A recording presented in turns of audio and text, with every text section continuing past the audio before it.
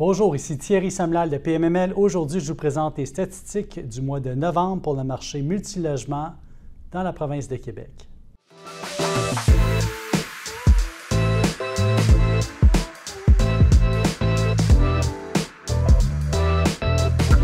Donc, nous sommes au mois de novembre. Bonne nouvelle, tout au courant du mois, le CMB a fondu, ce qui fait en sorte que les taux d'intérêt se sont nettement améliorés, les conditions de financement aussi, permettant aux acquéreurs de mettre de moins en moins de mise de fonds.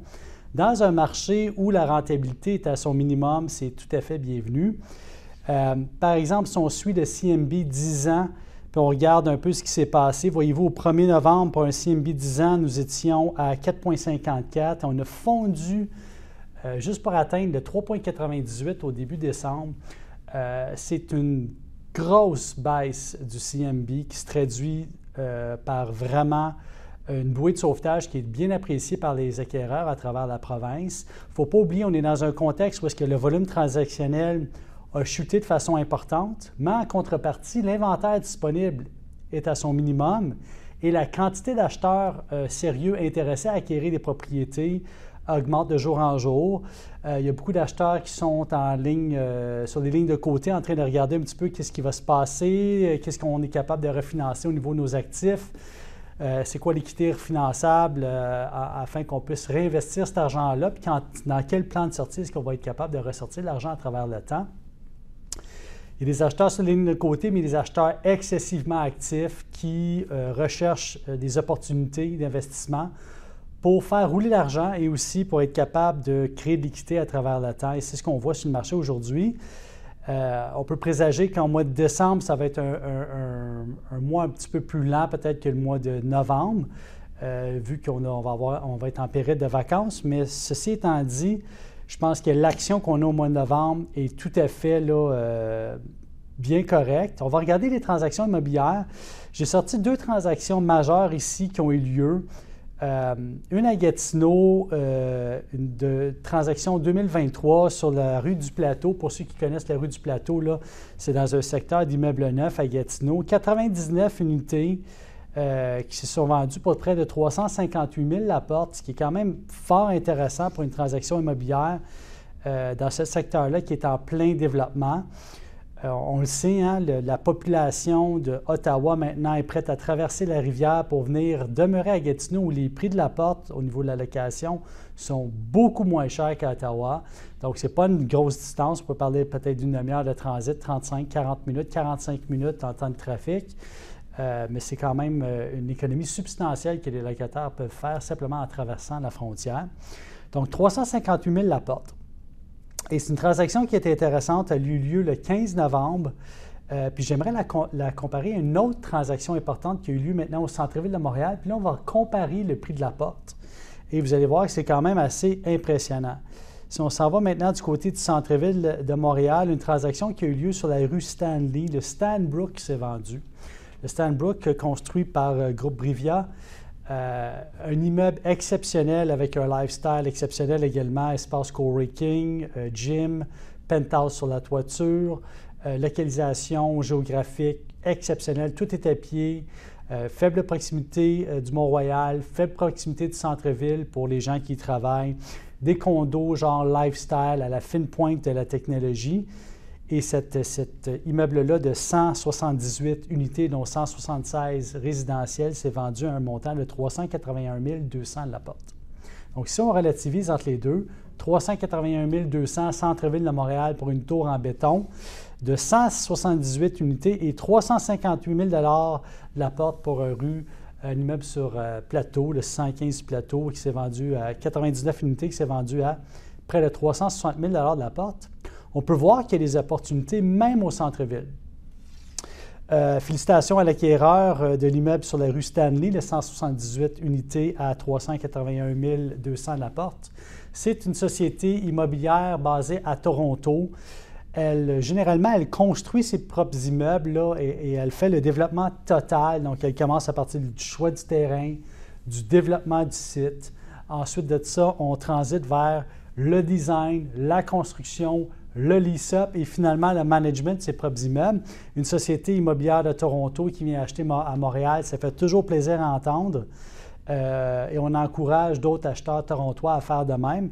Et c'est intéressant de voir ici une transaction qui s'est fait quand même à une valeur abordable à 381 000 de la porte, quand on pense que reconstruire cet immeuble-là aujourd'hui coûterait un montant fort supérieur à 380 000, probablement dans les 500 000 de la porte, et même peut-être plus, dépendamment du coût du terrain, des coûts de développement et de la capacité de location. Là, on a même vu des immeubles à Montréal se vendre à 700 000 de la porte.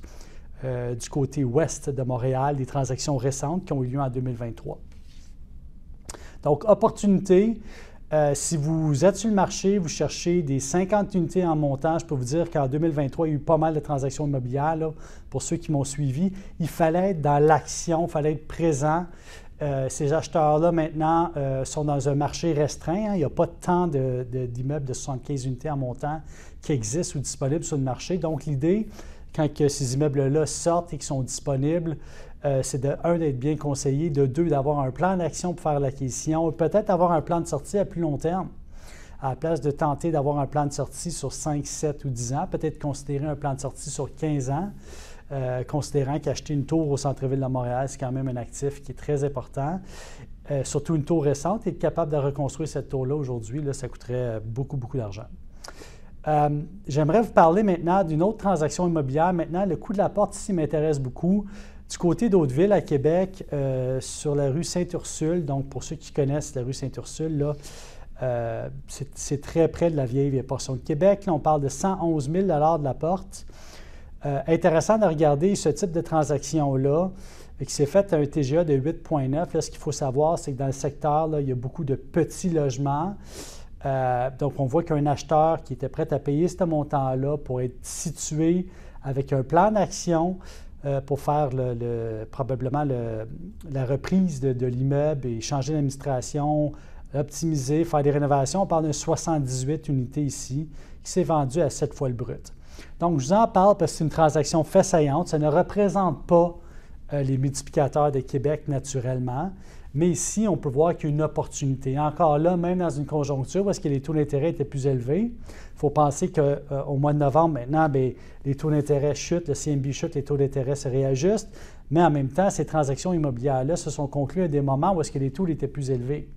Donc, c'est intéressant de voir qu'il y a un acheteur qui a pu faire cette acquisition-là et qui va probablement s'en sortir fort bien, considérant qu'il a payé un TGA de 8,9 et qui va optimiser, donc se ramasser avec un immeuble avec un TGA fort supérieur dans 2, 3, 4, 5 ans, être capable de le vendre, le refinancer puis d'acquérir d'autres choses ou simplement de le conserver dans son portfolio.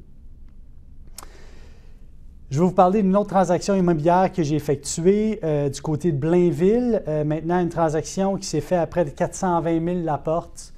Ce qui est un record dans ce secteur-là. Bien sûr, c'est le secteur de Chambéry. N'hésitez pas à faire vos acquisitions immobilières dans les secteurs où est-ce que les taux de location sont excessivement élevés. Si vous êtes dans un milieu qui est spécialisé, il n'y a aucun danger de le faire. Donc, si vous êtes dans des quartiers sélects, je pense à Westmount, je pense à Boucherville, je pense à Ville-Mont-Royal, je pense à certains secteurs du plateau, achetez vos immeubles quand même là, dans ces secteurs-là, même si les taux locatifs sont à l'extérieur des moyennes du secteur de l'île de Montréal. Il faut le considérer. Ici, on a un acheteur d'expérience qui a refinancé un de ses actifs et qui a fait une acquisition. C'est une transaction qui s'est faite à un TGA de 4,1 qui était tout à fait ajusté par le marché. Donc, on a vraiment une belle transaction immobilière ici où est-ce que et l'acheteur et le vendeur retrouvent le marché. L'acheteur achète un immeuble de forte qualité. Je connais bien le constructeur, j'ai déjà vendu d'autres de ces immeubles. Garage souterrain, clientèle select, des logements exceptionnels dans une aire de vie exceptionnelle, électricité souterraine, bande forestière à l'arrière des immeubles, donc servitude forestière pour assurer un rideau végétal adéquat. Belle transaction qui s'est faite de ce côté-là, donc je pense qu'il faut en parler et n'hésitez pas à sortir un petit peu de la boîte. Je vous ai parlé d'une transaction à Gatineau, je vais vous en parler d'une autre sur la rue Nancy Elliott, construction 2023, 32 unités qui s'est faite à 336 000 la porte. Donc ça vous donne une idée, là, on a varié ici entre 330 000 et 360 000 la porte. Si vous voulez construire un immeuble neuf, fort probablement que vous êtes en haut de ça, puis on sait que les valeurs locatives sont en train de prendre pas mal de vitesse là, du côté de Gatineau. D'autres petites transactions, puis je pense que c'est important d'en parler.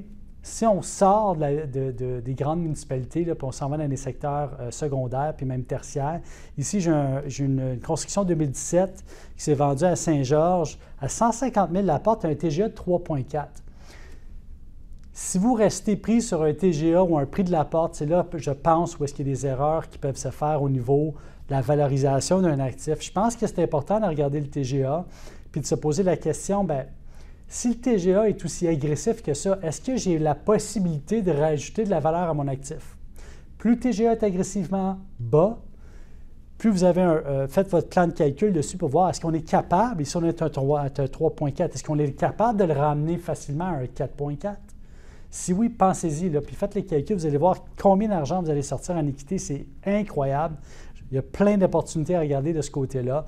Donc, s'il vous plaît, quand vous faites vos analyses, ne considérez pas seulement le TGA, faites la computation entre le TGA et le prix de la porte.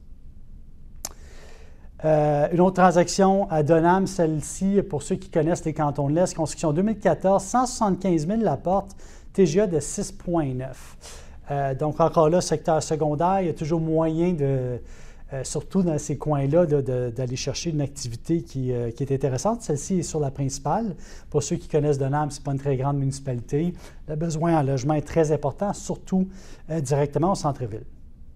Donc, en résumé, un mois de novembre quand même fort occupé, un volume transactionnel qui commence à s'effriter en cours d'année.